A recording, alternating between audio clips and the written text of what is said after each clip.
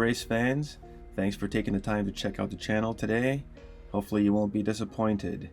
We are checking out the R32 GT-R Spec II 94. This is what the GT-R that you see driving around your streets was born from. This little bad boy has a lot of speed. I'll admit, not great handling at the very beginning, but these are some of the parts that I put on the vehicle here as we go through this list to make it into a very comfortable ride. And later on I'm going to show you the tuning also. So usually when I get a car, one of the first things I do is I put on some fully customizable racing transition. I drop that in there right away. I don't even care what it costs, but I know that I have to have that. I also get beef up the suspension, try to change the muffler. Brakes are very important to me too, and I usually, when I don't have to have a specific vehicle, I usually put racing softs. So one of the things I've learned recently about my tuning to help me out is I want to see the top speed of the car. So one of the first places I'll come over to is Special Route X, and that's a great spot to let me know how fast this car can go on the top end without any fancy. I don't have to worry about what the handling is right off the bat.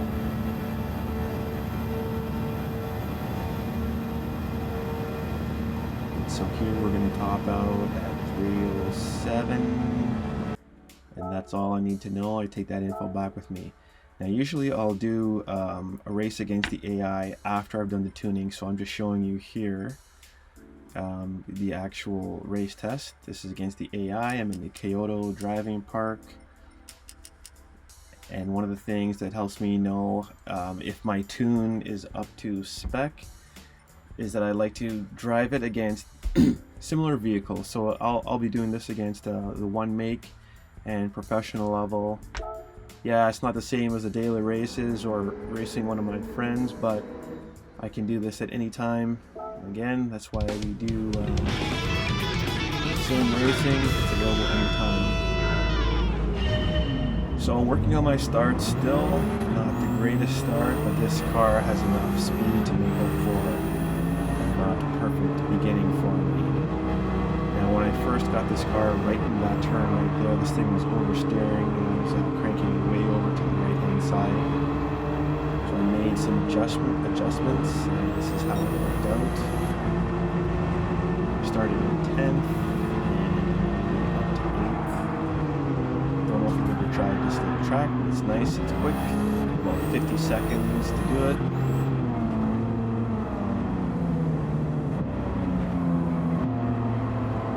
Fifth spot there.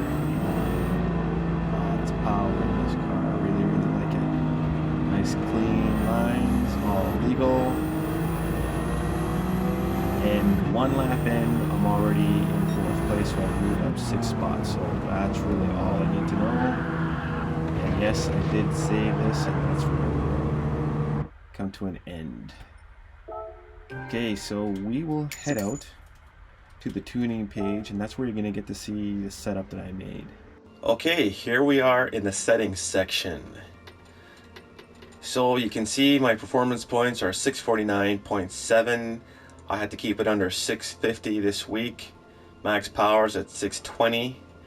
I'm using Sport Soft tires because that's what the group required this week.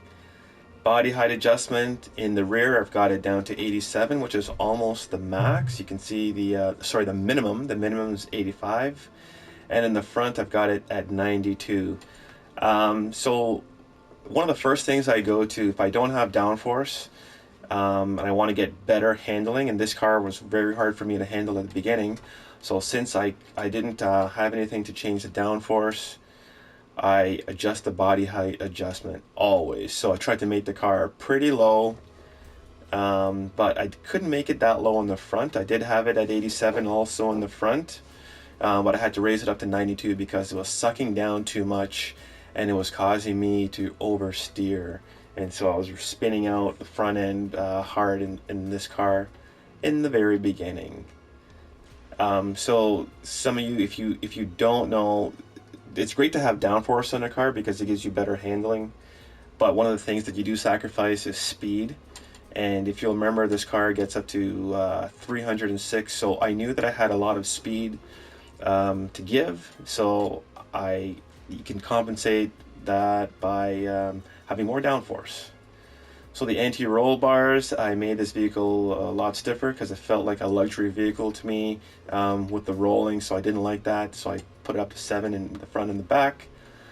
The compression, I wanted compressing a little more in the front, but not too much, so I bumped it up by 2%, and I didn't change anything anywhere else in this section here. Now the initial torque, it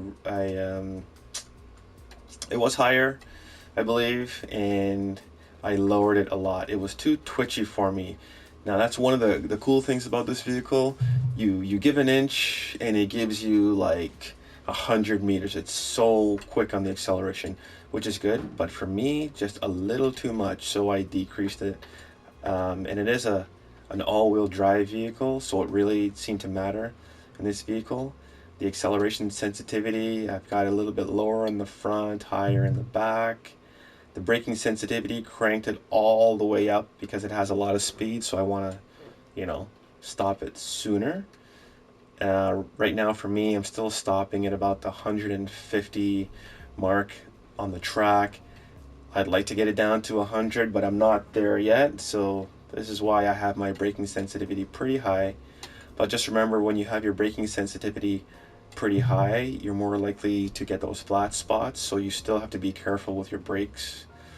You can see you can adjust the torque on this vehicle, so I've got it, the torque distribution, so I've got it set at 2575, even though it is a four-wheel drive vehicle, but that's what works for me when the way I apply my gas. The other thing I changed is my output adjustment. So if you change this on your vehicle, it's going to affect the performance point. So you have to find that sweet spot. And again, because I knew that I have a lot of top end speed, 306, I can afford to give away some of this. I'm honestly not too versed in all this. I am learning about it, and when I get a full understanding, I will explain this section to you. But for me, this car still goes like stink because it has a lot to give. Couldn't change anything in here. I didn't get any ballast for it. I always try to get my fully customizable racing transmission, just because this is one of the most important things here. Because the first gear, that's going to affect how fast you get off the line. So I always want to adjust these, and even though I don't get a full 377 kilometers an hour on this vehicle, I only get 306. You can see that by setting it at this amount right here, I get pretty even progression through my gears. Got the top speed set at 340. So where's my other 34 you're asking? I don't know. That's just the game. So yeah, this is my setup. Try it for yourself, see what you like, make some minor adjustments where you feel necessary as per your driving style. I highly recommend, if you haven't driven a GT-R yet, you should try driving one of the new ones, and try driving this one, and you're going to see why it's such a fan favorite in Asia. I guess it's known as Asian muscle. It's like, comparing it to the Mustangs and stuff like that. It really is a great vehicle to drive. Like I said, this one had too much roll for me. The new ones are a lot stiffer and a lot more to my liking, but really a great line of cars. If you get a chance to drive it, check it out. If you have any questions, comments, or concerns, let me know in the comments section. Please try for yourself, don't take my word for it. Thanks for taking the time to check out this video today, and hope that it helps. And have fun racing. We'll see you in the next video.